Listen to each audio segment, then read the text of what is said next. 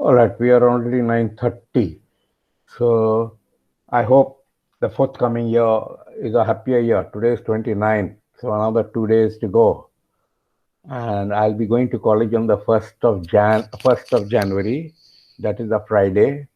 And that Friday is going to be a class day for the 2017 NT batch. And let's see how they fare. There is no word about 2018 NT batch boys being called to the college for any of the practical classes. I hope that comes soon. And I think the first group, after they complete their classes, that will be sometime in, I think, where's the chart?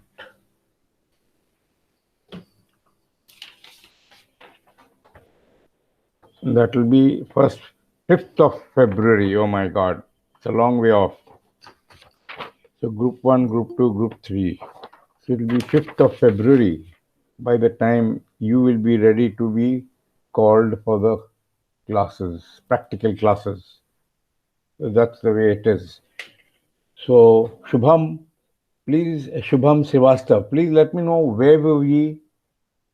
Shubhankar Singh is also there. All right, Shubhankar, Sir, let sir, me we were on the compression ratio, sir, of low compre- speed engines and low compression speed ratio. engines and medium speed. Yes, Yes, sir. sir. Oh, that was the new PowerPoint, right? Yes, sir. The last topic that we covered previous class. Okay, okay. Okay, this was the PowerPoint on the compression ratio. We more or less finished the car. It will be a very short class, that means, and explain to you what is ignition delay preparation, fuel injection was completed. Yes, sir. Yes. Yes, sir. Okay, good. Next one, design of combustion chambers and compression ratios. This was there. Oh, then we have a very little amount left, and I can let you off in probably 45 minutes. So let's see how many plates you got. But this is a little bit of a higher level information, and we need to be a little thorough about it. Your semester examination is tentatively scheduled for the second week of January.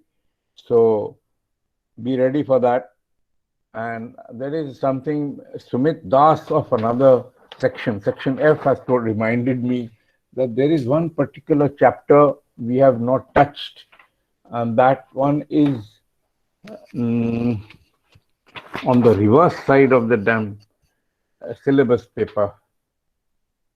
So that one is special features of IC engines, development of long stroke engines. I think I've spoken a lot about long stroke engines as it is, and implication of stroke bore ratio.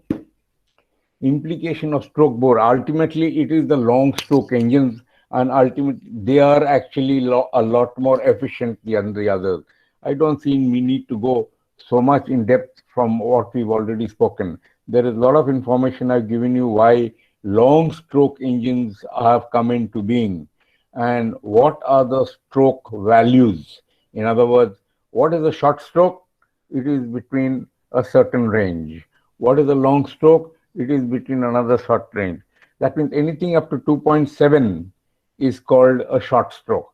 Between 2.7 and 3.2, it is called long stroke. And between 3.2 and 4, it is called super long stroke.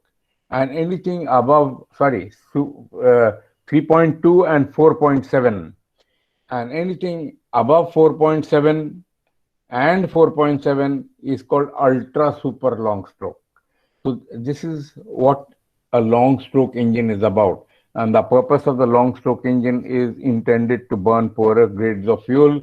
It gives a slower RPM, which is beneficial for your propeller. That's all. Otherwise, there is nothing much more.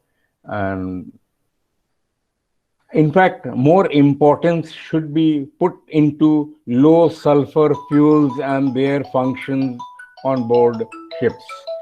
Low function, low sulfur. Phone, all unnecessary phone calls keep coming. Low sulfur fuels is more the criteria that you should be very well aware of. Right now, we are studying heavy oil, diesel oil with sulfur contents of being quite high. But there are implications of using low sulfur fuel.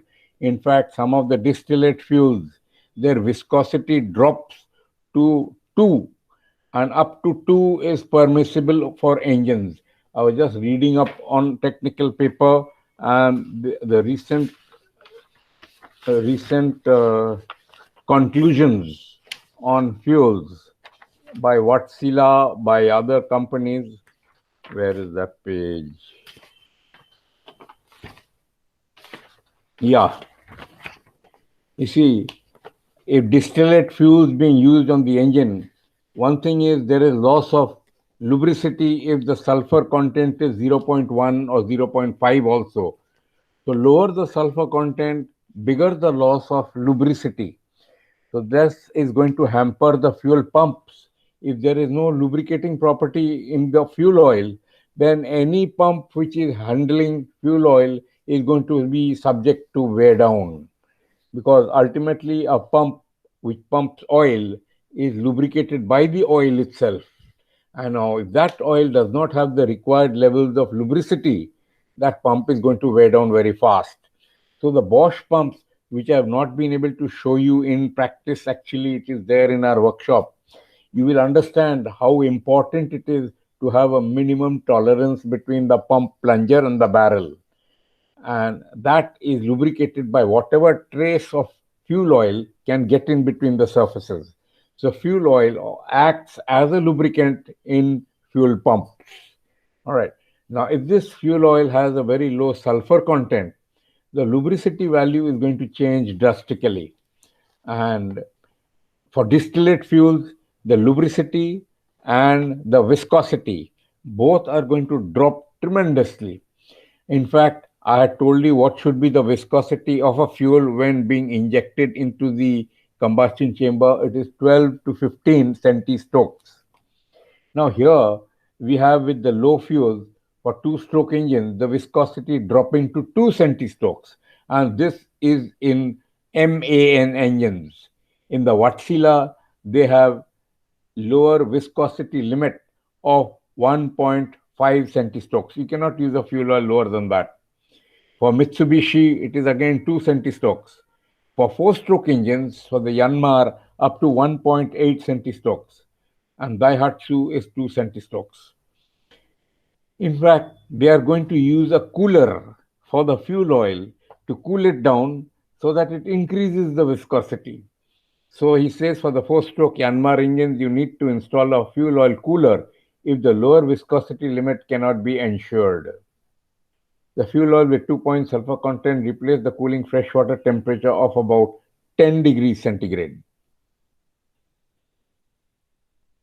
If lower viscosity limit cannot be ensured, install fuel oil cooler. All this time we were talking about fuel oil being heated to increase the temperature and reduce the viscosity.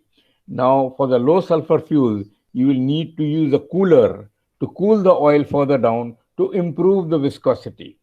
So low sulfur fuels are very, very thin, distillate fuels in particular. So that is more an area where you must focus on. The rest of it about heavy oil and long stroke engines are pass. All right. So if you do get a time, do read up on low sulfur fuels and their influence on engines. Now we are going to discuss compression chambers, designs, and what relationship compression ratio has. As a thumb rule, remember, there has to be a minimum compression ratio. Okay. And that minimum compression ratio is determined by the clearance volume. All right. Now, if the clearance volume is small and the cylinder cover and the piston crown are very close to each other, then there is a difficulty in discharging or injecting the fuel in a way where there will be no fuel impingement. All right. So that is the reason, one of the main reasons why the combustion chamber has to be designed in a very special way. So one is fuel injection, where the fuel must not impinge on the surface of the piston crown. Number two, with modernization, more and more engines are expected to deliver more and more power, which means they are being subjected to higher peak pressures, higher peak temperatures, and higher stresses. Now, in the combustion chamber, you have the cylinder cover that is made of cast steel. You have the piston crown also made of cast steel. I'm talking about two-stroke engines. In fact, even four-stroke engines are now having piston crowns made of cast steel. Only the cylinder liner is made of cast iron. So you need to redesign the whole combustion chamber where the immediate effect of the combustion high thermal loads are not transmitted to the cast iron cylinder liner, but the piston crown and the cylinder cover can take those high loads. So you need to redesign the combustion chamber in a way where the peak temperatures and mainly the peak temperature, which gives thermal load, are not affected on the cylinder liner. How will you do it? Well, I will come to it. How will you do it? A third factor is, since these modern engines, they are being required to deliver more power, so they are expected to run at higher temperatures, higher peak pressures, much higher peak pressures. They are being supercharged, and in fact, they are being, you know, two-stage supercharged. The first stage sends air to a particular suction of another supercharger, and then that turbocharger, actually not supercharger, and that turbocharger further compresses the air to pump in a bigger mass of air into the cylinder. Thereby, you can burn bigger quantity of fuel. Now, if you burn bigger quantity of fuel, the bang is bigger, the thermal loads is bigger, the temperatures are higher. So this temperature which is affected on the piston crown. Now, if the whole piston becomes very hot, it means the piston rings will also become very hot. Our objective is to protect the film of oil between the piston ring and the cylinder liner. If this film of oil is damaged or burnt out, then the whole system will fail. If there is no lubricating oil between two rubbing surfaces, the system is going to fail. 99% of machineries fail because of failure of lubrication between running parts. Remember, not 99, maybe 95. The remaining are misalignment, overloading, things like that. So what do we do to prevent that lubricating oil between the piston ring and liner getting damaged? Because the temperature on the piston crown are now going 400, 450. Previously, it used to be 300, 350. Now it is 400, 450. So the temperature of the crown is becoming higher and higher. And thereby, the piston rings are also affected by this high temperature. So the modern design or change in the layout is to lower the piston rings much lower than what was there in the original design. So if the temperature at the tip of the, or rather at the edge of the piston crown is 400, under no circumstances should the temperature of the piston ring go above the flash point of the lubricating oil, which is lubricating the ring and liner. So that is about 200, 205 degrees centigrade. So that is why the piston rings have been brought down and the topland area has been increased. This topland is the surface area around the piston crown between the top edge of the piston up to the piston ring, the top piston ring. This circumferential area is called the topland. In some books, they will mention the top of the crown as topland. That is not the top of the top. That is not topland. Topland is only the surface area around the piston crown from the top edge of the piston up to the piston ring, the top piston ring. So this area has been increased. In other words, the ring has been lowered down. to keep the temperature a little lower than the flash point of the lubricating oil, because the crown temperature has gone up much more considering the bigger demand of power from the engines. Okay. Now, a third factor is you cannot keep increasing the compression ratio. Compression ratio increase would also mean increase of the peak pressure. Now, if your bore diameter is of a certain value, of a certain level, you cannot have excessive amount of pressure on top. It will cause the entire diaphragm to sink in and again release, sink in and again. Continuous bending of the top diaphragm of the piston will cause a fatigue failure. It's something like saying if you take an iron piece and you keep bending it up and down, up and down, up and down, then what will happen? It will happen that the thing cracks from the middle. And the most common cracking in a piston crown is right at the center, because that is where the bending stress is the maximum. You get the point? So this excessive compression ratio is no solution. So that is why if you read ahead, design of combustion chambers and compression ratios, large engines, two-stroke, have relatively low compression ratios, 12 to 14, while compared to medium speed engines which have 16 or higher. Okay. Higher compression ratios designed into high speed engines. High speed engines can afford to have very high compression ratios because the area of the piston is much smaller and the tendency for the top diaphragm of the piston to bend continuously is much less. But if the area is large, then the tendency is much more. And that peak pressure multiplied by the area gives an enormous load. And that load has to be taken by the bearings. Those bearings also suffer a lot of stress. So you cannot afford to have very high peak pressures in two-stroke, large bore two-stroke engines. But small bore two-stroke engines you can have. In small bore two-stroke engine, it is a large bore two-stroke engine that cannot have a high compression ratio. Okay, because the higher the compression ratio, still higher will be the peak pressure.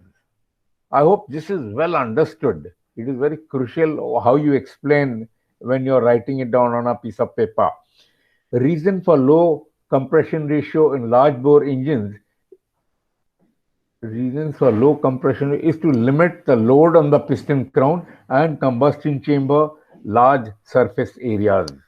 Okay, this is the most common place is the piston crown. You cannot afford to make it very thick, and that bores that you make ultimately will reduce some strength. So you're cooling it also, and at the same time reducing the strength. So these are all complications that can be only found out in research laboratories through experimentation.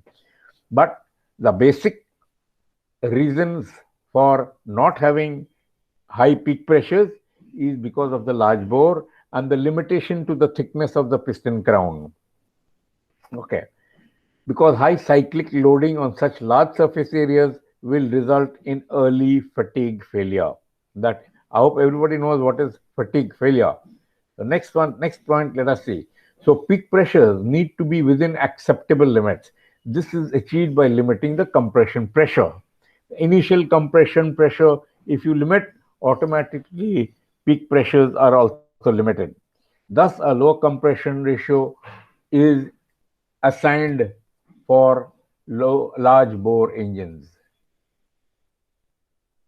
Is assigned is ASSIGNED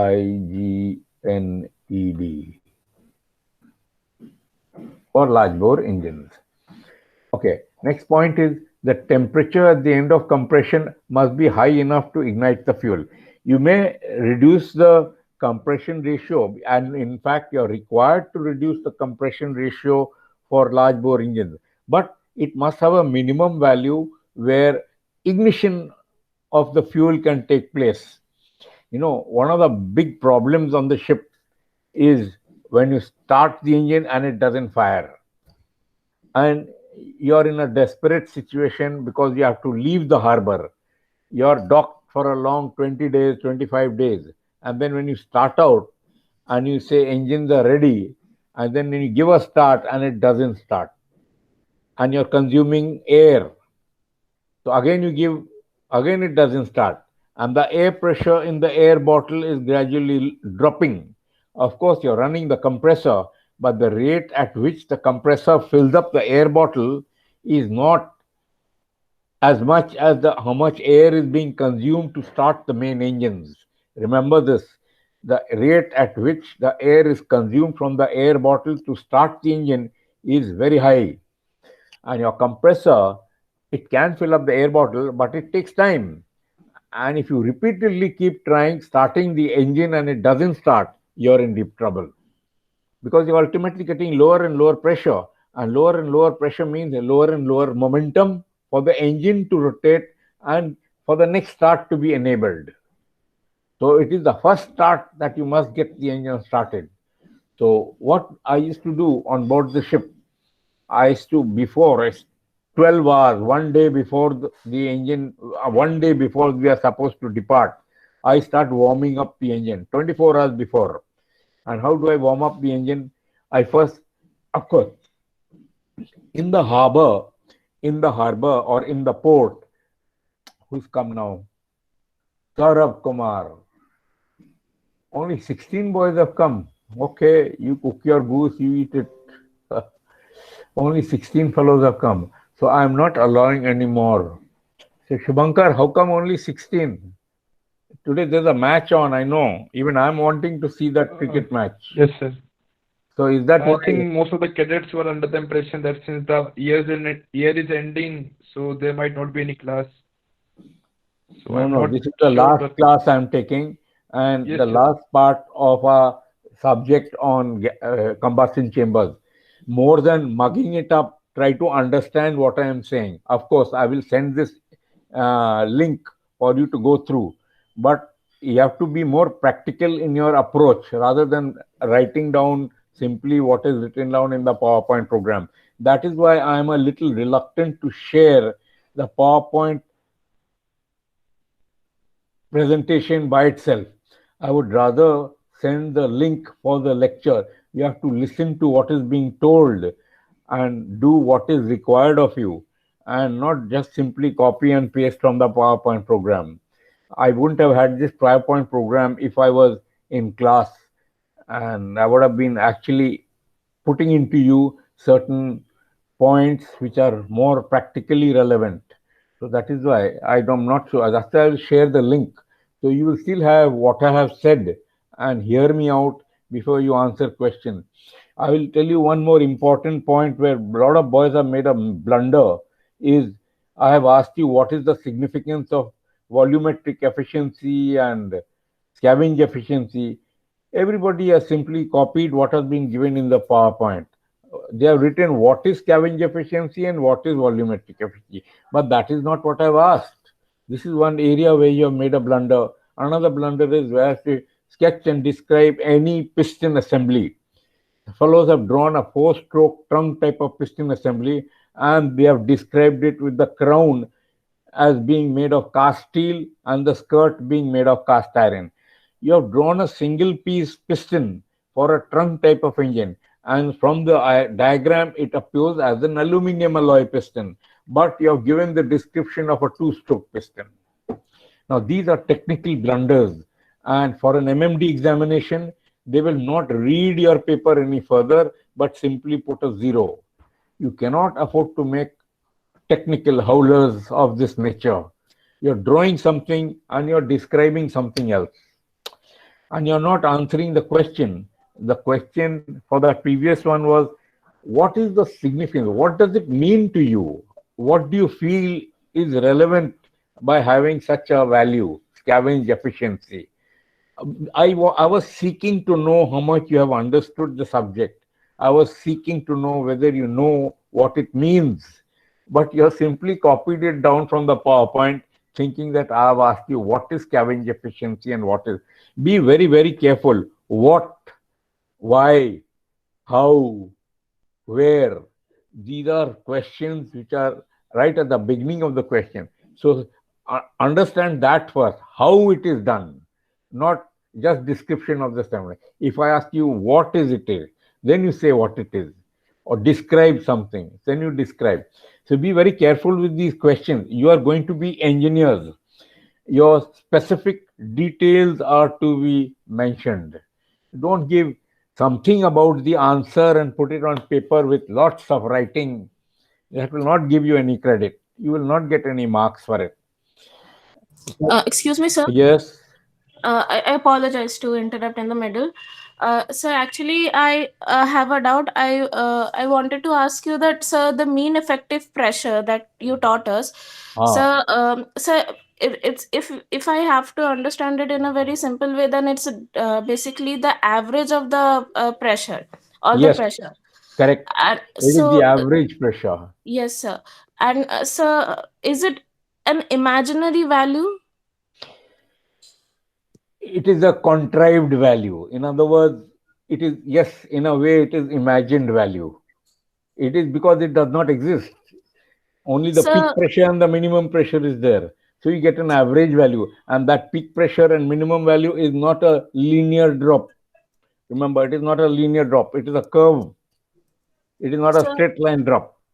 yes, sir. So if it is an imaginary value, then how we engineers are supposed to put a value just by Ah, assuming? yes. That is quite tricky. If even 1 or 2 bar is up or down, then it may cause Yes, some difference. yes, yes. This mean effective pressure is a calculated value, and that calculated value is the area of the curve made out in the power diagram divided by the length of the curve. Actually, this indicator card calculations comes in your sixth semester. So right now, be at ease.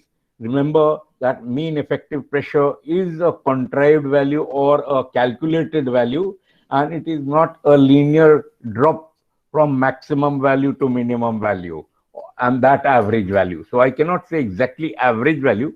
It is a calculated value derived from calculating the area of the curve or the area of the diagram divided by the length of the diagram on the scale that is used for measuring the values.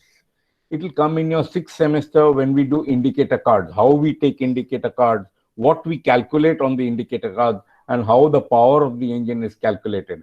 The mean indicated power, not brake power. Brake power we don't calculate on the ship because brake power is calculated by the means of a dynamometer in the ship, in the builder's workshop, not even on the shipyard. So brake power is something we cannot calculate unless a shaft power you can calculate. That is through torsion meters. And anyway, that is not the area right now. What you're interested is in the mean effective pressure.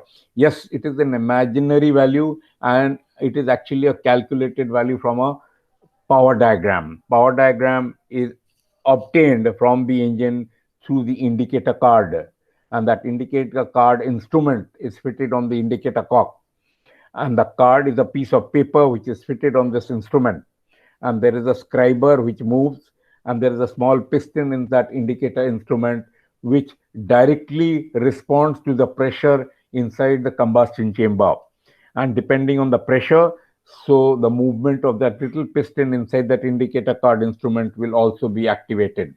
Movement of this indicator of this piston is directly linked to a scriber, and this scriber marks the diagram on that piece of paper. And we take out that paper, then the chief engineer takes it to his cabin, and then he uses what is called a planimeter. That planimeter is used to measure the area of that diagram. Once that area is measured, then he measures it with the specific scale that comes with the instrument, and that scale measures the length of the diagram. So that area divided by the length of the diagram gives you your mean effective pressure. And using this value, there is a formula called plan, PLAN, with all the parameters of the engine. And from there, you calculate the power of one unit. Likewise, you calculate the power of all the individual units. And then sum total of the total power gives you the total power of the engine. But all this comes in your second semester. Okay, Samir Patel has a Uh, question. Yes, Sarthaki, anything more? Yes, sir. So, like as you said, it's an imaginary value. That means that the value that will come will never show in reality. Like we'll never get No, it. nothing. It cannot be shown on a pressure gauge or any of a even on a cathode ray oscilloscope. It will not show unless you have a computerized device which will continuously measure the pressures and have an algorithm which will interpret that pressure as mean effective pressure. Yes, sir. There So, are devices. There are devices. Definitely, there are devices, but I am not yet familiar with those instruments. I have been out of touch with ships, yes, sir. so there will be. Yes, sir. The swept, I am having a hard time in understanding what is the difference between a swept volume and a displacement volume, because they both have a literal meaning and they sound similar. So, in technical terms, what is the difference between a swept volume and Not displacement much, volume? not much. The air that is displaced is obviously by the amount that the piston moves, and that is the swept volume. They amount to the same. And so, what is the displacement volume? It's the same. What air has been displaced from the cylinder. It is not the total volume. It is the swept volume. The volume swept by the piston. So, I'm still confused. Why? Volume displaced is the same as swept. But, sir, we don't use the term in No, everywhere. that's true. What is the displacement of the engine? That means you have a displacement 1.5 liter engine. When they tell you 1.5 liter engine, it means that the swept volume of the total engine is 1.5 liter. Yeah, yes, sir. I guess I'll see to it again. Okay. Okay. Samir has a question here. Brass is used in a bob of sounding tape due to non-sparking properties of brass, so that when the bob strike touches the datum plate, it does not cause any spark. So to avoid the hazardous condition, we preferred brass made of bob of sounding tape while manual sounding. Samir, you're 99.9% correct. There's one error you have made here, which only an engineer will observe, but a normal person will say you're 100% correct. I want to point out that, see, when the bob touches the bottom plate, datum plate, that is right at the bottom, there is no scope of a spark. Why? Because it is flooded with oil. It is when it is coming down the pipe and there is vapor inside the pipe, and that pipe is made of steel. So if you have another steel striking on that steel pipe where the vapor is in its vicinity, then there is a fire hazard. All right. Otherwise, you are perfectly all right. Yes, brass hitting on steel will not cause a spark. So that is why brass is used. But that area, not on the datum plate, it is on the pipe. In the pipe or at the entrance of the pipe, if it hits or strikes, and it always strikes. In fact, you're not going to lower it so gingerly that it doesn't strike the pipe around the circumference. It will strike. And that is where the hassle is or risk is. Not when the bob reaches the bottom datum plate. Datum plate, that time it is flooded with oil. There is no case of sparking. It will not happen. Otherwise, you are 99.9% correct in your sentence. Samir, are you clear now? Yes, sir, yes, sir. Sir, actually, I had gone through the properties of brass. That's why I Ah, had good. gone Your through answer is these. perfectly correct.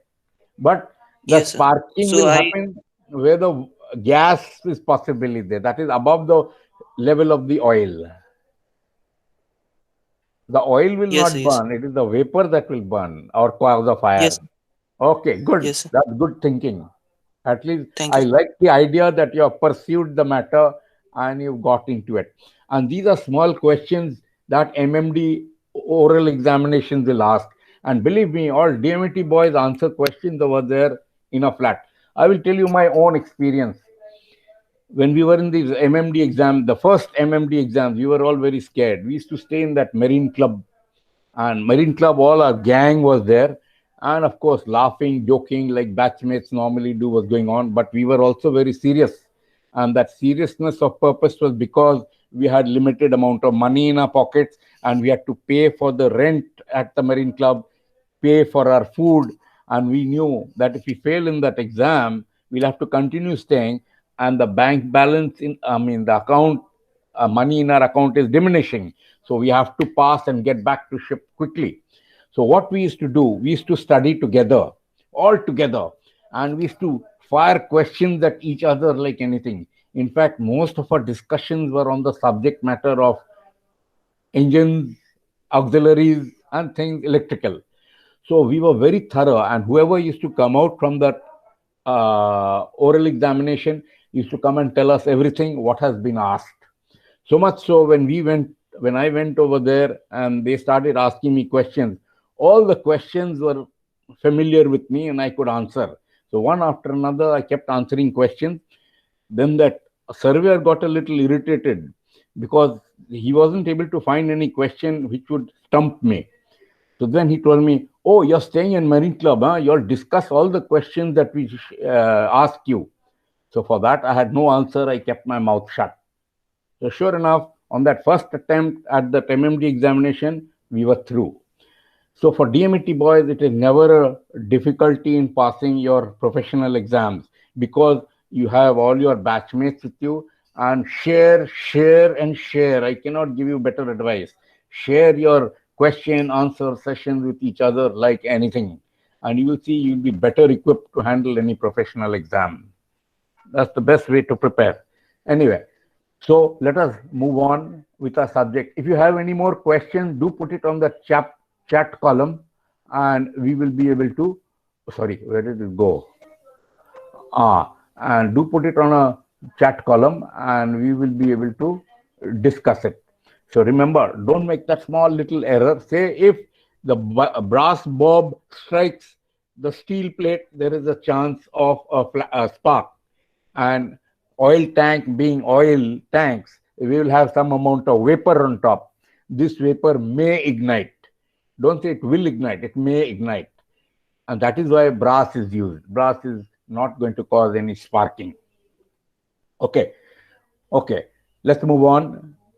So everybody knows what is the reason why a compression ratio is assigned for large engines, a low one. The temperature at the end of compression must be high enough to ignite the fuel. Yes, I was on this particular point and I will go through it because we don't have too many plates in this particular class. We have time for it. You see, 24 hours before the ship leaves port, we start warming up the engine. And that warming up is done by a method where you don't want to consume fuel. So the diesel generators, which are producing electricity, they are getting hot. So we pass cooling water through them to cool those engines. And the water that comes out from there is warmed up water. In fact, marginally, you can call them hot water. So that hot water is circulated through the main engine. And then again, it is passed through the generator. In the process of warming up the main engine, that water gets cooled down. So it is again cold water going to the generator. So the generator continues to discharge the heat to the water, and that heat from the hot water coming out from the generator is again circulated to the main engine. So the main engine is brought up in its temperature without any combustion of extra fuel. So we don't burn fuel unnecessarily. But this is possible in warm countries.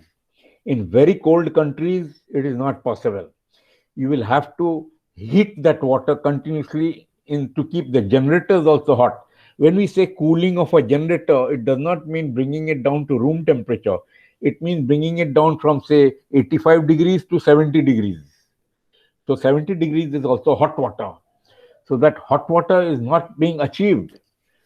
So we need to open steam into the header tank, which the water is contained.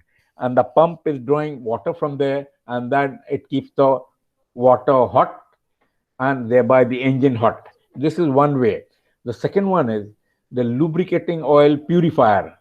The lube oil purifier, when it is in port, a lot of engineers used to shut it off because they don't want to pay attention to it in case it overflows. But I used to make it a practice to run the purifier even in port. You see, the lubricating oil in an engine is its blood, much like the blood in your own system. And if that gets contaminated, the engine is contaminated. similar to your blood getting contaminated, you will be falling sick. So that lubricating oil is to continuously be purified in the purifier and then be sent back to the oil sump. This oil has to be heated. So we use steam for heating that oil to pass it through the lubricating oil purifier. Thereby, when the oil comes out, it is around 75 degrees centigrade and it goes into the pump, into the sump. Now, before starting the engine, 4 hours before starting, you know that the oil inside the sump tank is hot oil. So I can start my lubricating oil pump immediately and get the engine hot or heated up comfortably. So before the engine starts, the engine must be hot to the touch. When you touch the cylinder cover, it must be hot. You cannot keep your hand too long on the head. It'll cause you you may get burn your hand. So it should be hot to the touch. And then the starting of the engine is fail proof. Your engine will start without fail because your liners are also heated up. The air inside the liner is also warmed up or heated up. So when the compression takes place, the ignition temperature is definite to be reached. So if the ignition temperature is high enough, fuel you inject may be cold, but it will combust. And that helps in starting of the engine. Keep the engine hot if you want to start the engine on the first attempt. And sure enough, we've never had problems after we continue to maintain these conditions. All right. So let's go on to design of combustion chambers. Sir, where does this sump oil go, sir? Sorry, We where are does this reusing it. sump oil? You see, in the main engine, the sump oil does not contain the oil really. Below the sump, there is a oil tank. That is called the sump oil tank or drain tank. In the auxiliary engine, in the diesel generators which is producing electricity, there the sump of the engine contains the oil. There is no extra tank. But in the main engine, you have a sump where the oil drops, and from that sump it goes into another tank, which is an oil tank. So the lube oil purifier draws the oil from that tank, cleans the oil, warms it up, and puts it back into the tank. Again takes it. It is tank to tank through the purifier. So the oil going to the purifier may be at say 30, 35, 40 degrees centigrade, but when it is coming from there, it is at 75 degrees centigrade. So ultimately, over a period of time, that entire tank of oil gets heated up. Okay. And there is no worry about the oil being 75 degrees centigrade because the flash point of lubricating oil is 200 degrees centigrade. Flash point of fuel oil is 60 degrees centigrade, and you're not allowed to heat up a tank which has above its flash point. But the lube oil tank can make it comfortably up to 75 degrees centigrade. So now when the sump tank is full of oil, it is about 20 tons or 20,000 liters. So that oil is taken by the electric pump or a lubricating oil pump, which is electrically driven and it is not engine driven. That pump will draw oil from the tank and send it to the entire parts of the engine. So that hot oil passing through camshaft, crankshaft, crosshead bearings, everywhere, it heats up the engine. So this is how the crankcase components are heated up. And the cooling water, which is passing through the cylinder jacket, is heated by steam. And that steam is passing through the header tank from where the pump is drawing the water. All right. So you're heating with the cooling water and you're heating with the lube oil. So the engine, when it is ready for starting, is hot to the touch. So when you do start the engine, it is instantaneous. There is no failure in starting. So you can be comfortable in your control room, following up the orders of the bridge in starting, stopping of the engine. Warmer the engine, lesser air it will take to start. You see, the lubricating oil is also thinned down if the temperature is high. So the resistance to the bearings, to the piston rings is all reduced. Otherwise, a good part of resistance of engine motion is within the engine itself. And these restrictions come from the friction of your bearings. That means main bearing, bottom end bearing, crosshead bearing, and your piston ring sliding in the liner. If the liner is cold, then the oil there is also cold. So it will be sticky, gummy, thick. But if the liner is hot, the oil will be thin. So the frictional resistance between the ring and the liner will be also be less. So you require less air to put a push on the piston and the flywheel gets the momentum. So it's easier to start a hot engine or a warmed up engine than a cold engine. So always keep the engine warm if you want to start. Okay, so let's go on to Sir, are we using intercooler in this line diagram, sir? Some which oil tank. intercooler in the sump oil. See, Yes. for the lubricating oil, there will be cooling once the main engine is running and the heat from the engine is heating up the oil.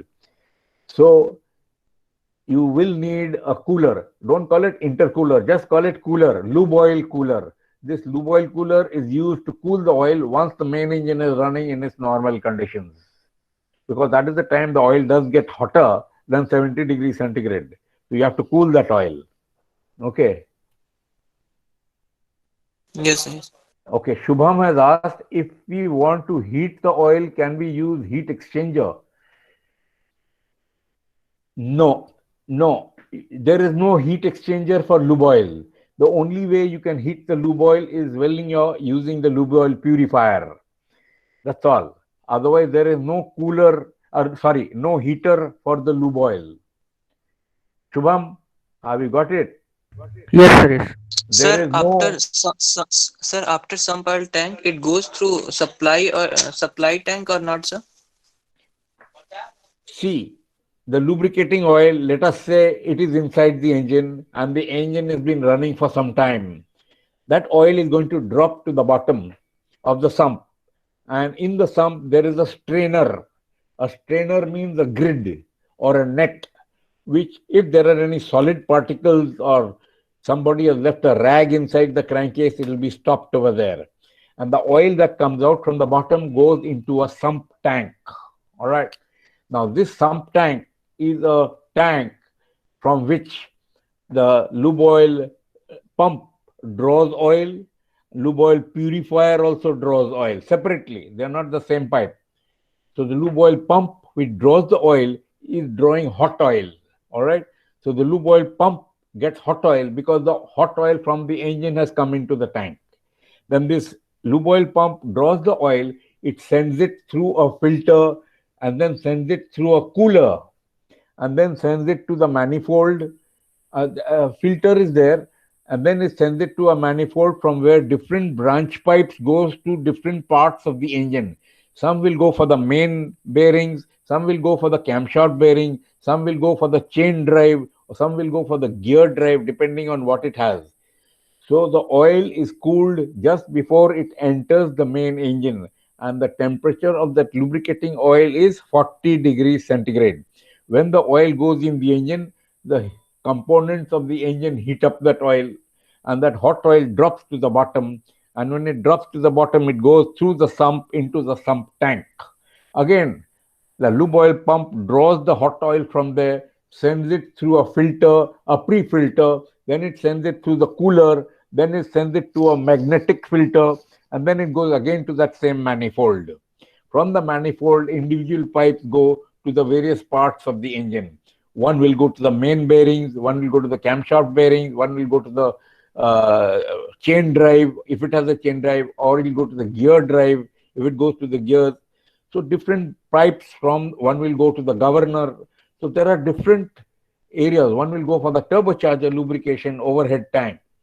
So this lube oil system you will learn again in your sixth semester. In your sixth semester, the subject is much more vast and detailed. So right now I appreciate the curiosity you're showing, and I will try to address it verbally as much as I can to satisfy your curiosity. If you do have questions, definitely you ask. Now, have you understood the lube oil line at least through this verbal exchange? Yes, yes. Okay. Okay, let's move on. Design of combustion chambers. In two-stroke engine, the focus is largely on reducing thermal load on piston crowns and liners to minimize possibilities of fatigue failure. All right. So this is what the objective is in design of the combustion chamber. This is more so because more and more demands are being made from the engine to give more and more power, which means you burn more and more fuel, which means you subject it to higher and higher temperatures and pressures. So ultimately, the components have to be designed in a way where they can accommodate, because basic strength of the material is fixed standard. Now it is only designing it in such a way that even those limited strength components can take these pressures. Okay. Now piston crown with high topland. What is topland? Topland is the distance, is the circumferential area around the piston crown from the top edge of the piston to the top piston ring. That area is called topland. Okay. Now the design is to increase the topland, which means lower the piston ring fitting part. This protects the piston rings from high thermal load and gives a buffer zone. So the distance is the buffer zone. So the temperature at 400 degrees centigrade does not reach the piston rings. Piston rings must not be subjected to more than 200 degrees centigrade, because the flash point of lubricating oil is 205 approximately. And if it becomes more than 200 degrees centigrade, the lubricating oil will start evaporating, carbonizing, becoming carbon or sludge, and the lubricating property is lost. So if there is no lubrication between the piston ring and liner, damage is inevitable. You get the point? Now where were we? Yeah. So let's have a look at the next. Oh, so this is what you've understood here. 1, 2, this. Next is here. Direct combustion of heat on liner is avoided by giving better lubrication between ring and liner, thereby longer TBO. So that is the main objective. Your heat on the liner is reduced by giving better lubrication between ring and liner, thereby longer TBO. There is another area that has made a big change. That is piston crown with oros shape. Now, oros over here is a Greek term, and this Greek term means a small mountain. So instead of having a piston crown which is flat or concave, you have a little bit of a mountain on top. Okay, and why is this so? Let's read on. With increased power, that means load demands, design of combustion chamber are focused on reducing the heat load on surfaces. This heat load on surfaces would mean that the fuel is making impingement on the surface and causing that surface to burn out. Okay. Short stroke large bore engines had a rather flat chamber because of smaller compression volume. See, in the short stroke engines, the cylinder cover was also a flat surface and the piston crown was also a flat surface. So ultimately, when the clearance volume was derived, it was a small distance from the cylinder cover to the top of the crown. Now, when you inject the fuel, you don't have space to allow the fuel to dissipate, because it will immediately impinge on the surface. Okay. Now you need to design it in such a way that the clearance volume will remain the same, but there will be space for the fuel to be dissipated without striking the piston crown. In other words, without fuel impingement. So how do we do it? So what they've done, they have lowered the sides of the top of the piston crown and raised the middle part. So that is why the sides have been lowered and the middle part has been raised. So when the fuel injector discharges fuel, it goes at an angle into the lowered space. It does not come in the center of the piston crown, because the center of the piston crown has got that mountain peak and is only on the side that has been lowered. I will show you a diagram where they have made that arrangement. These are minute details which have gone about in changing the design of the combustion chamber to accommodate more and more thermal loads and mechanical loads, that is pressures, peak pressures. These are very subtle changes in the design of the combustion chamber to accommodate the increased thermal and mechanical loads. Okay. That is it. This made it difficult to inject the fuel without impingement. So that is why you have the piston crown with Oro shape. Higher ratings means increased fuel delivery per stroke. Not only is the fuel injection difficult, it is more difficult because the quantity of fuel is also being increased because of more power requirement. So that makes it all the more demanding to change the combustion chamber design.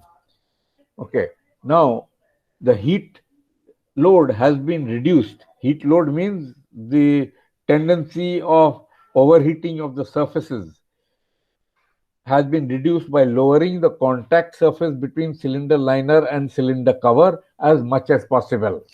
Now listen to this very carefully. What they have done. I told you what is the top land of the piston. Okay, everybody knows what is the top land of the piston. The piston rings, in other words, has been lowered on the piston crown to give you a big top land. Okay. Now, the piston rings are supposed to remain within the cylinder liner. You cannot let the piston go out of the cylinder liner. So the piston rings remain trapped in the cylinder liner. So the cylinder liner has been lowered so that the piston rings reach almost the end of the cylinder liner. That would mean that the crown of the piston protrudes above the cylinder liner. Okay. Now the cylinder cover starts from the surface of the flange of the piston cylinder liner, makes the whole space onto the other side of the cylinder liner. So at the TDC, there is no exposure of the combustion belt on the cylinder liner. Only the piston crown and the cylinder cover are exposed to that instantaneous high pressure and temperature. When the fuel is injected, there is no chance of the fuel having impingement on the cylinder liner. Thank you. So that is one of the major design improvements in MAN engines, and I'll show you the diagram just now. That is what it means by the heat load has been reduced by lowering the contact surface between the cylinder liner and the cylinder cover. Now have a look at this diagram here. Now this is the new modern piston, and on top of center of the piston you see there is a bit of a mountain like structure, and the sides have been lowered. And on the right hand side diagram, you notice this diagram, this is in two sections. One is on the left side, which is the old design, and one is on the right side, which is the new design. Both of them have the exhaust valve fitted at the center. Okay. If the exhaust valve is fitted at the center, obviously the fuel injector will have to be fitted on the sides. In this diagram, where the old design, you see how the fuel injector has been fitted, and it is in very close proximity to the piston crown over here. All right. So this distance between the fuel injector and the piston crown is liable to fuel impingement and cause a very high heat load on the crown. Okay. Okay. So in the right hand side diagram, you will notice that the piston crown has been redesigned to change the shape. So when the piston ejects fuel, it is at a much bigger distance where the fuel injection end position is, and the center of it has been raised. The sides has been lowered, which means the clearance volume is still intact to what was required earlier. Compression ratio is still the same, but the combustion chamber design has changed to reduce thermal load on the piston crown and therefore stop the burning of the piston crown. So this is one major design in the combustion chamber. A second one, what you see is the top land over here, from the top edge of the piston to the top piston ring has been increased substantially. So when the piston goes up, the cylinder liner is way below here. So the amount of coverage by the piston crown is much more in the new design than it is in the old design. You see this distance here, it is much less than this distance. So even when it is expanding the gases, the hot gases will not immediately affect the cylinder liner. It is after the piston has gone down considerably, then the hot gases will come in contact with the cylinder liner. So it does not give any chance for very hot flame or gases to impact on the cylinder liner. Even at this stage, when the fuel is going to inject, there is no chance of the fuel coming onto the liner. In fact, this the liner starts from here. They should have given a different color of the liner. This is the liner and this is the cylinder cover. You notice how much the crown is penetrating or moving into the cylinder cover. So this does not give any chance for any fuel impingement on the cylinder liner, and even the hot gases are delayed in their action against the cylinder liner. So the major two changes are changes in the piston crown, increase in the top land. These are the two major changes. Let's go back to subject.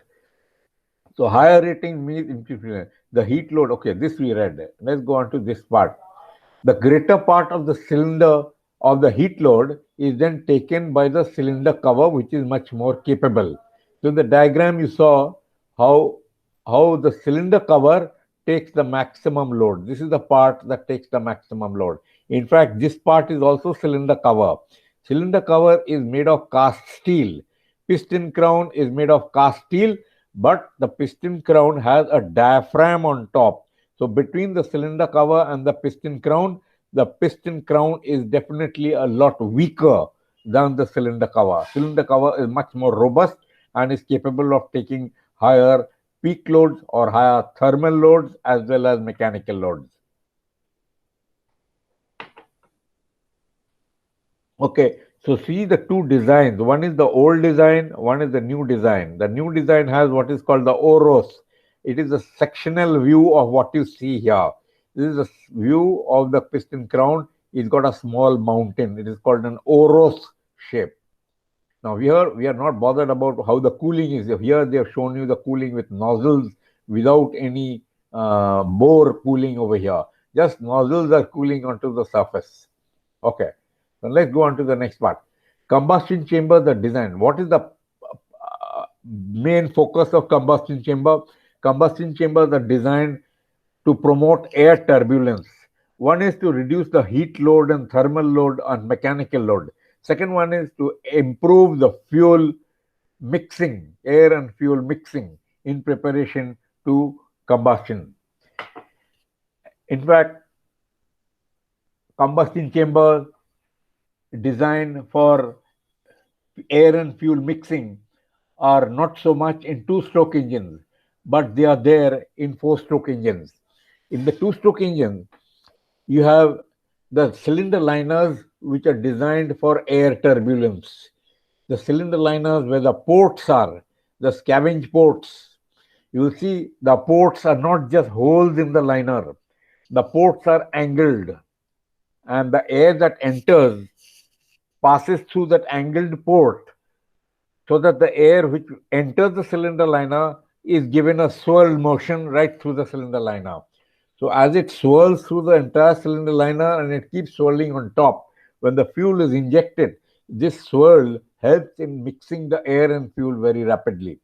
So next time when you're in college, check that cylinder liner. I think in some diagrams also earlier I've given you, you will notice the bore, or rather the ports in the cylinder liner, that they are angled.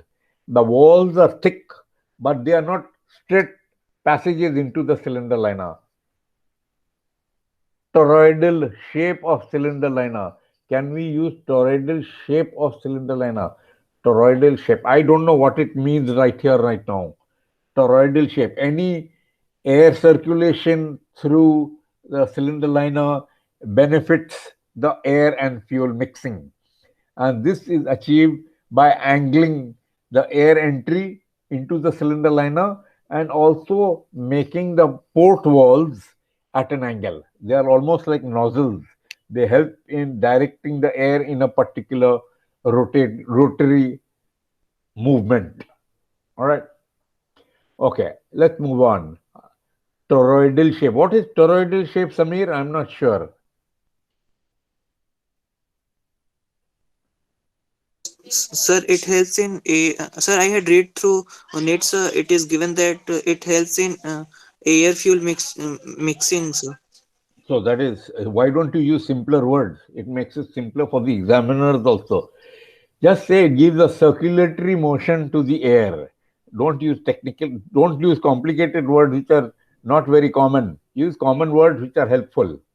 But only the terms which are used by the engine component, you have to use them. That is without doubt. Toroidal. Oh, okay. I get it. This toroidal motion is there in four-stroke engines, and they are actually intended when the piston moves up, then the air in the combustion chamber will come to the center, because the design of the piston is such that the edge of the piston reaches the uppermost part earlier than the center of the piston. So what happens is the sides are compressed to bring the air in the middle, and it's in the middle that the fuel is injected. So this motion helps in getting the air and fuel mixing. I have a few diagrams which will help you to understand this. Let's move on. So modern engines typically use open type of combustion chambers. Now we are coming into the smaller type of engines. Open type of combustion chambers is what you just now saw. All marine engines will use open type of combustion chambers, whether it is for main engine, whether it is for auxiliary engines. They are using open type of combustion chamber. It means that is the chamber in which the fuel is directly injected into.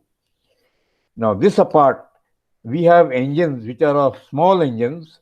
They do not have fuel being injected directly into the combustion chamber. They have what is called a pre-combustion chamber. The fuel is injected into that chamber. Ignition also takes place in that chamber. And then the hot gases which are expanding, they proceed into the main combustion chamber to push the piston down. Okay, so those are limited to small engines. And this pre-combustion chamber I have included in this part of our explanation to keep you aware that such engines exist, and they are very small engines, not to be given much of attention. Before we go into the next column, have a look at the diagram on the right hand side corner. Can anybody tell me what it is about? I will not go into it, but does anybody have any idea what it is about? That is also an engine, and it is not a reciprocating engine. Okay, it is interesting to know there was such a thing as called a rotary engine. That is I've just included a picture in all the plates to show it is a technical detail. It is a Wankel's engine, Wankel, Wankel's engine. In your spare time, do look it up. Mazda car company, they had come out with this engine, and they made a few cars, and they worked also very well, but they stood no chance against the reciprocating engines. One of the reasons was the sealing edges were not capable of long-term function. So the engine failed. But it is technically a very interesting engine. And in my time, somebody tried to make a model of this engine.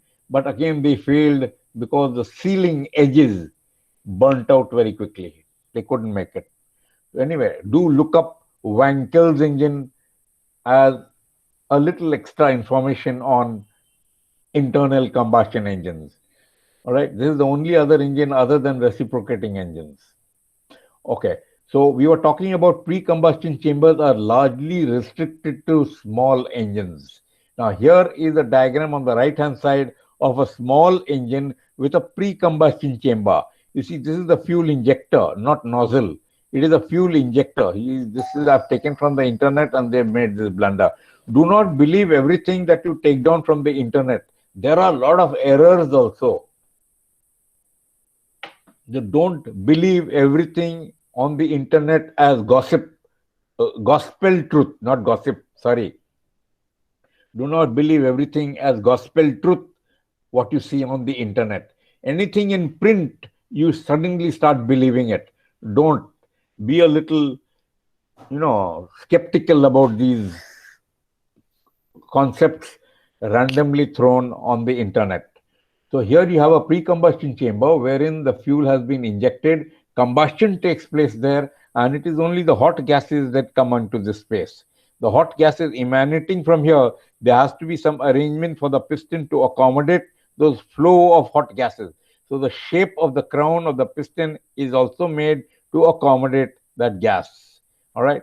So this is the pre-combustion chamber, and it allows the gases to exit from the orifice into the main chamber, thereby push the piston down. In this case, there is no fuel impingement, there is no flame impingement, there is no thermal load of high nature which could cause damage to the components.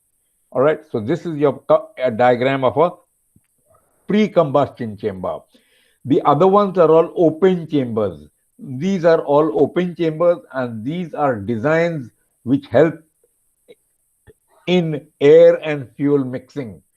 It's a little, what I feel, these are all high speed engines. So you have very almost ridiculous looking piston tops. You see in this one, this is a toroidal form of air circulation inside the combustion chamber. When the piston moves up, the edges of the piston will compress the air to bring it in the middle. And as it brings it in the middle, it has a swirl in it. And this swirl motion of the air and simultaneous injection of the fuel helps in the air and fuel mixing. So this toroidal form of mixing is into small type of engines, not in the large marine propulsion engines or even in the auxiliary engines. They are mainly, you will see them in emergency generators, lifeboat engines, and any other engines. Maybe on the deck you will have some engines for some purpose.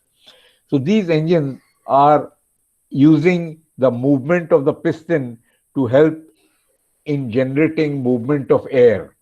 And while the air moves, fuel is injected, and thereby the fuel and air have a better opportunity to mix. This is one design. The other designs are the scavenge manifold pipe, which comes to the particular unit, comes with a circular mode. This circular, or what do you call it? Uh, uh, what do you call that? Squench port. Sorry. Sorry, what did you say? Port, sir.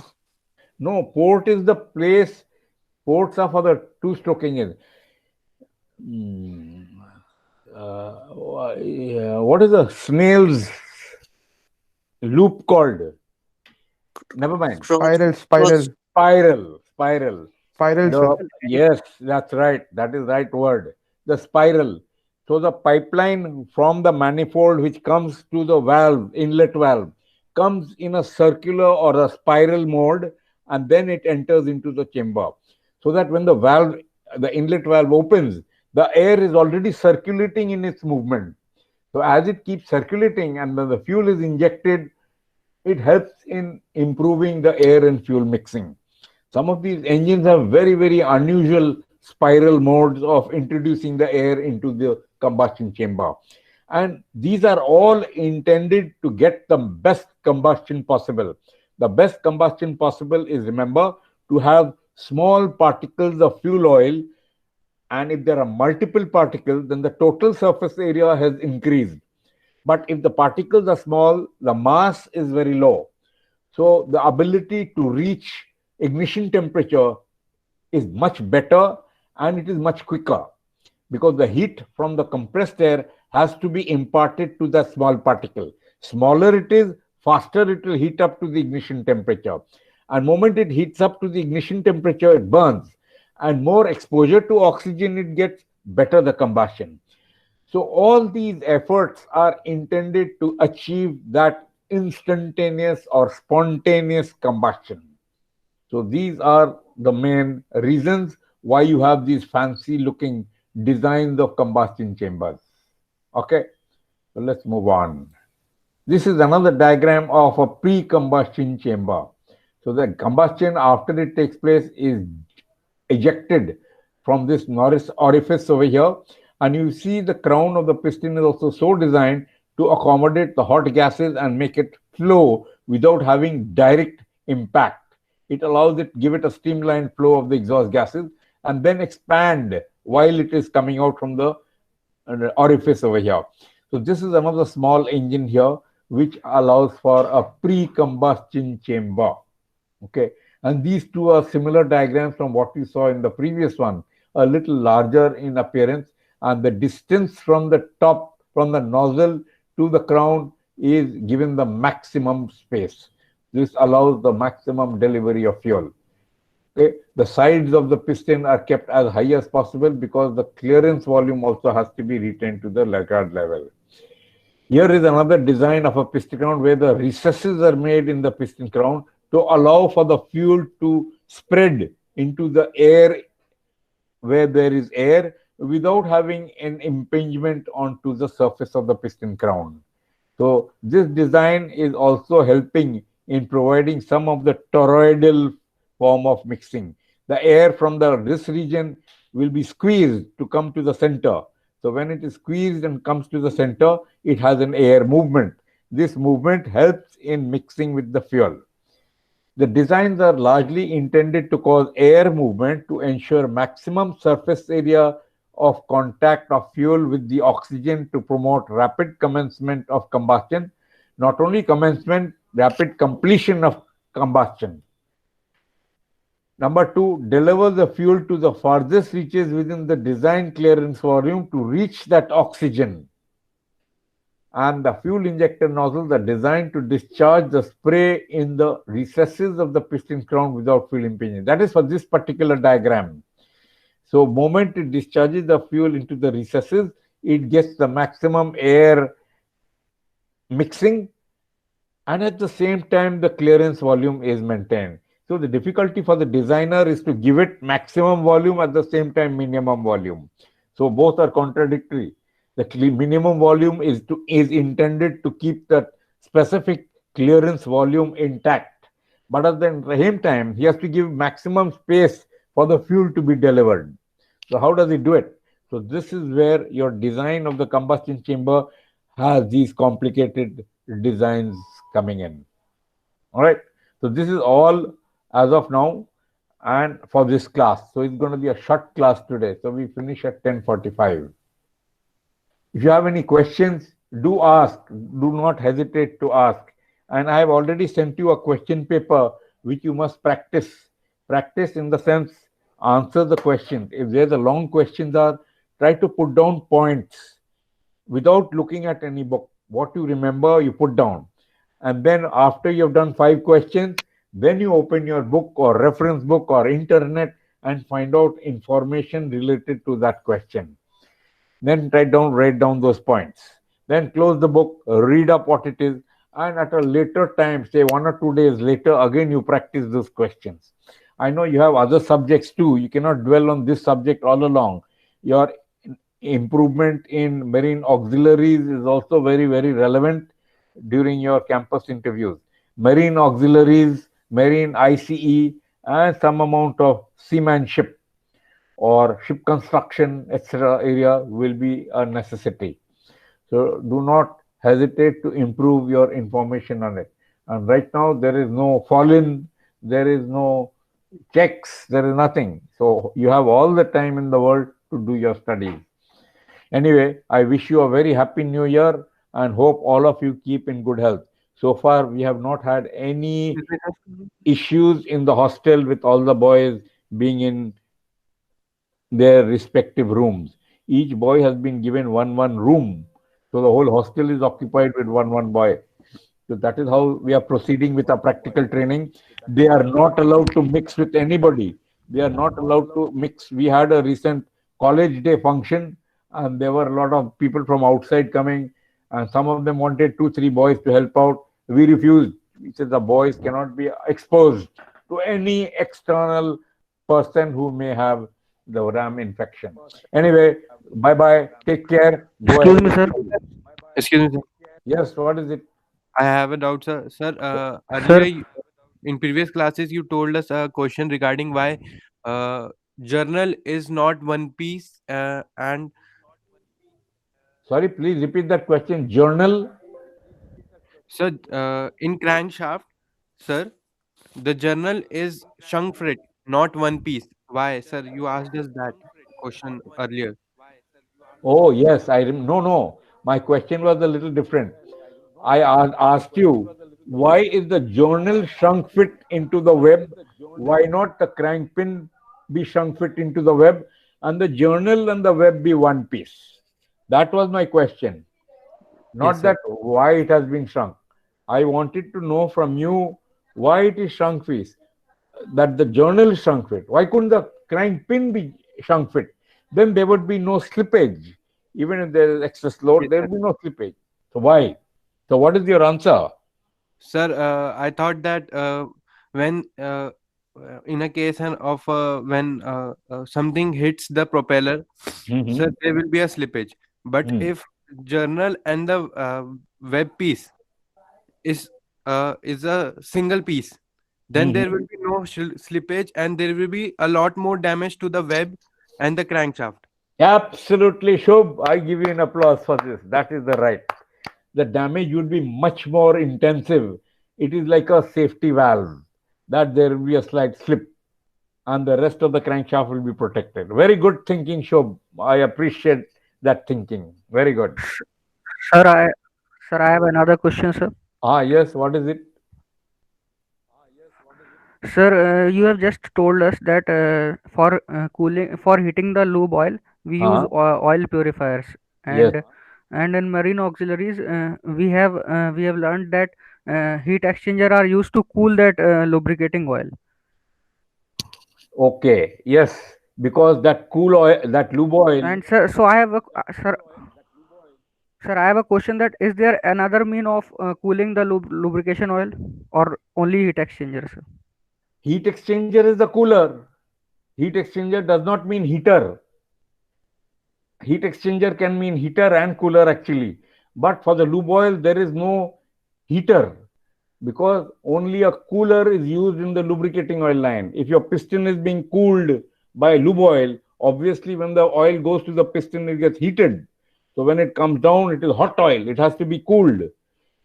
Be careful when you speak heat exchanger. For the fuel oil, you use a heat exchanger for a heater. In a lube oil system, you use a heat exchanger as a cooler. So heat exchanger could mean a cooler or a heater. Be careful. All right. The fuel oil is heated. Lube oil is cooled. Yes, sir. Yes. Okay. So now what is your question? Repeat. Yes, sir. Yes, sir. Confirm. Okay. I have Confirm. a question, sir. That yes, sir. Yes, it is clear, sir. Okay. Be very careful when you speak heat exchanger. So that is why I don't use heat exchanger. I say heater and cooler. So no doubts are there. Okay. Use cooler for the cooler, heater for the heater. But both are heat exchangers. Both exchange heat. So to avoid confusion, use a specific term, whether it's a cooler or it's a heater. Okay. Take care. Bye bye and wish you all a very happy new year. Happy New Year, sir. Okay. Yes, sir. Thank you, sir. Yes, Same to sir. you, sir. Okay. Happy New Year, sir. Okay. Thank you, sir.